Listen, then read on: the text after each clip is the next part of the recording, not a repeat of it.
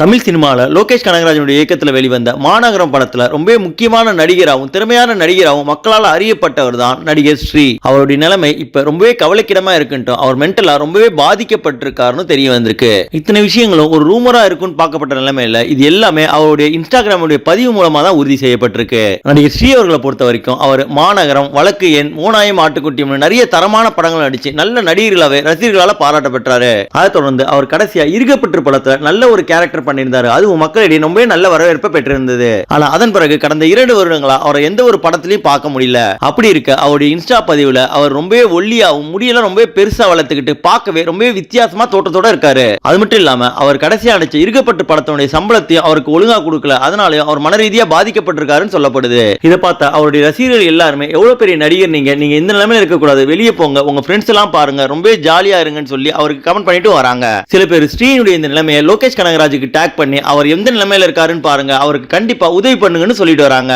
இப்படி இந்த அளவுக்கு நல்ல நடிகரா இருந்தாலும் அவருக்கு நடிக்க வாய்ப்பு தராம, நடிச்ச படத்துக்கு சம்பளம் தராம ஸ்ரீயை இந்த நிலைமைக்கு ஆளாக்கி இருக்கிறத பத்தி நீங்க என்ன நினைக்கிறீங்கன்ற உங்க கருத்துக்களை மறக்காம கமெண்ட் செக்ஷன்ல தெரிவிங்க. மேலும் இது போல பல வித்தியாசமான இன்ட்ரெஸ்டிங்கான அப்டேட்ஸ் தெரிஞ்சுக்க நம்ம தமிழ் எக்ஸ்பிரஸ் சேனலை மறக்காம சப்ஸ்கிரைப் பண்ணிக்கோங்க. நன்றி.